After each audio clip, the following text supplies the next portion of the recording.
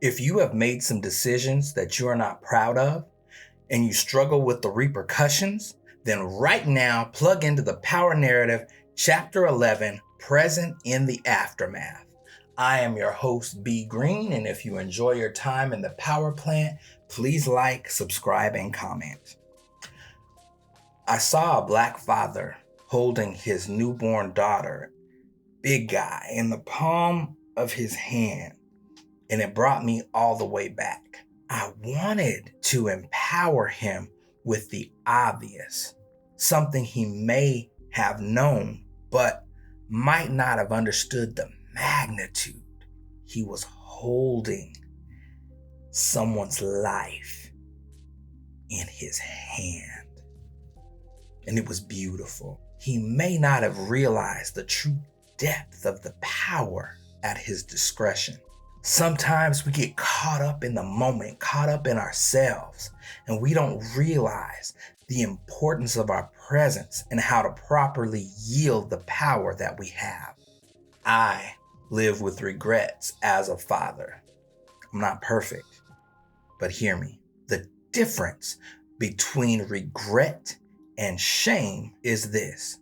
Regret correctly implies that you have done something wrong, whereas shame implies that something is wrong with you.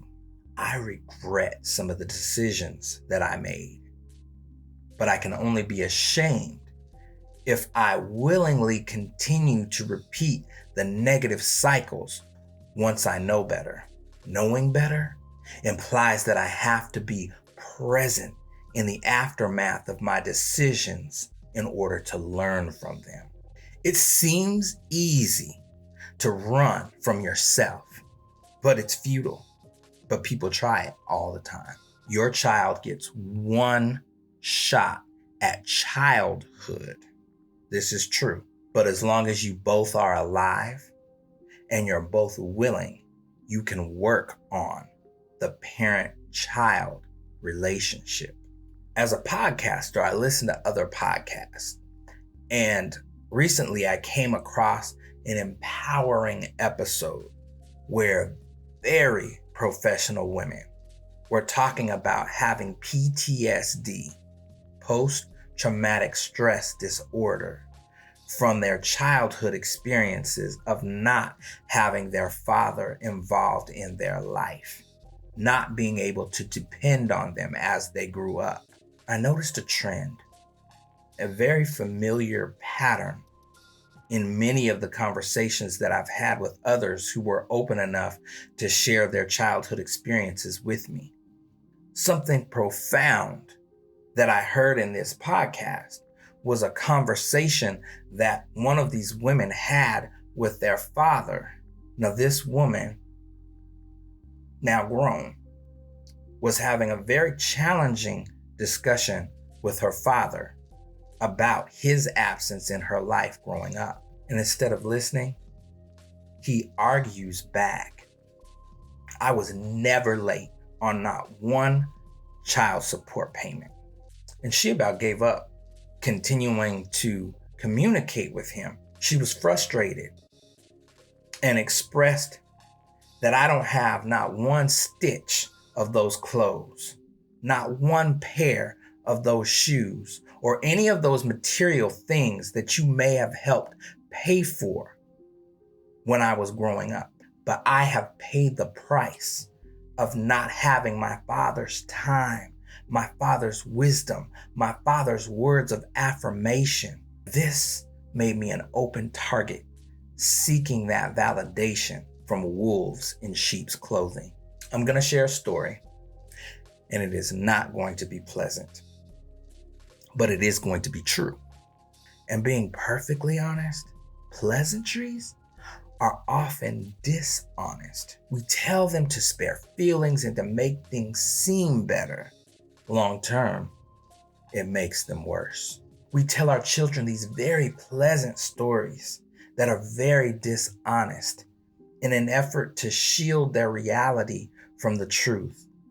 Sounds confusing, I know. We pretend that everything is fine, everything's okay. And then When the truth is unavoidable, you now have a breach of trust from the first relationship that a boy has, witnessing what it means to be a man and how to view a woman, and from a girl's perspective of what it looks like to be a woman and how to view a man.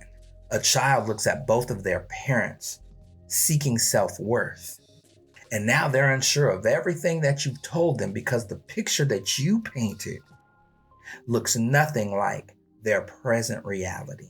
This story that is unpleasant is one that has been shared with me, and it's the story of a child who asks their father, "How come you didn't stay with mom and I?"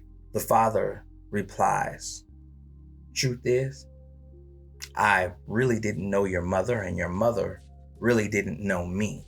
But once we did get to know each other, I found out I ain't even like your mother. Your mother didn't even like me. We were both two selfish individuals who got together for the wrong, selfish reasons.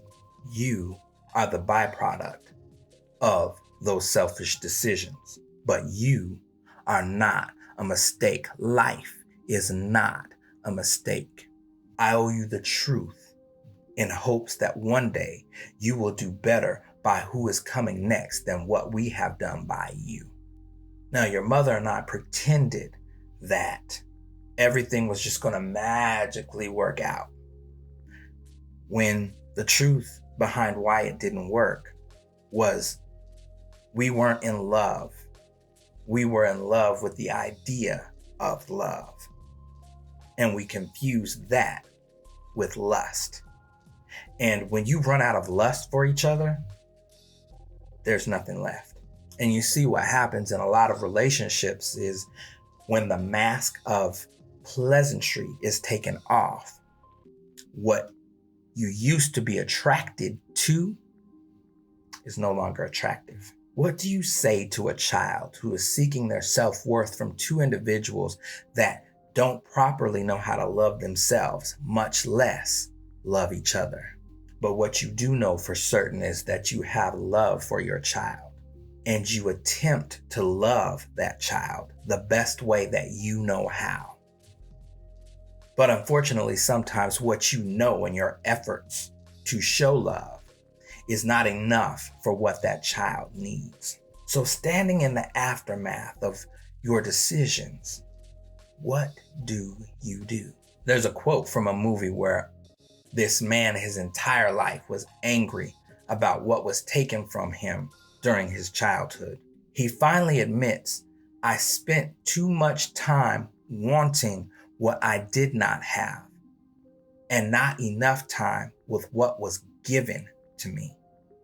They say we do what we know and not what is best. We may say that we come from broken homes, but I venture to say that that is a lie.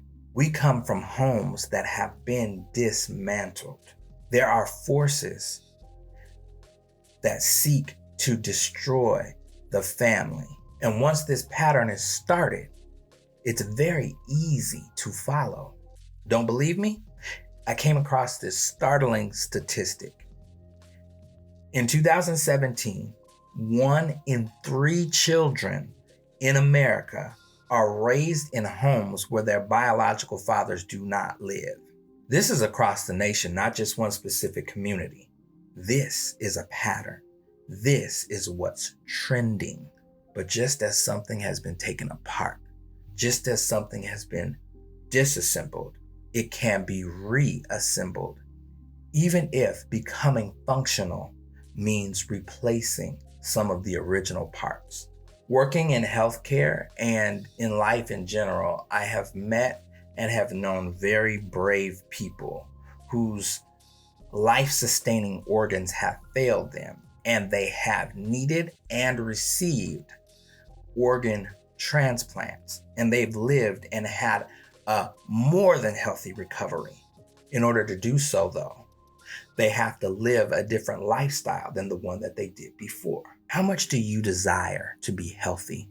What are you willing to do to receive and maintain health? And I'm talking about health within, mental and spiritual health. The organ transplant recipient faces a battle. The body wants to reject something that is not natural to them. So they have to take what is known as anti-rejection medication. If what you desire is to have a healthy, thriving family, what are you willing to do?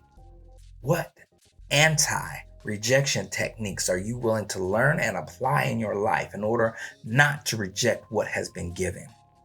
You have to be present in the aftermath of your decisions in order to see what has been given versus what you have lost. These techniques and these strategies, they may not be natural to you, but in order to thrive, isn't it worth learning them? There's a parable or a story from the scriptures about a sower. And it says the sower went forth to sow seed, and some seed fell by the wayside. Some seed fell on stony ground, and some seed fell on good ground. Now, we make assumptions of what this good ground is. Oh, these are good people. And I will venture to say that this good ground is ground that is ready. So you're standing in the wake of the aftermath. Something has happened, and now you have this area where very little or nothing grows. I don't know what you've been through. I don't know what has happened. You may have been through some by the wayside experiences, and now you're hardened and you're that stony ground. You can accept that this area in your life doesn't grow. You can cover it up and avoid it altogether. I mean, I know people who have said, you know what? I'm good until you get to this area. Now, this is off limits. We don't go there. I'm good as long as you stay away from this. That's the area where the soil is hard. That's the area that you can accept to stay this way, or you can till it. You can dig down deep. You can add some things that can make this hardened area, this area in your life that doesn't grow, viable for growth. The beautiful thing about this story that's not mentioned is there's seasons. And when the next season comes, the sower comes back to sow more seed. It is quite possible that the next season, your soil will be ready. Most unmet needs are simply requests that have not been communicated or not been communicated properly. Sometimes we're receiving exactly what we've asked for, but we've asked for what we want versus what we need. Failure to communicate and failure to differentiate wants versus needs is something that can be fixed.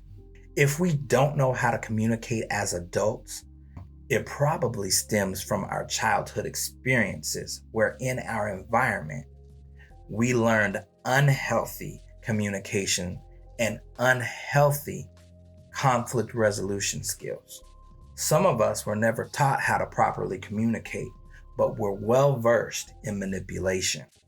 But when you see what manipulation causes as you're standing in the aftermath of your decisions, will you humble yourself and have the honest conversation with those who have learned that from you so that this negative cycle doesn't repeat itself?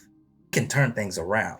We can get it together. We can put things back in order. We can reassemble what has been dismantled.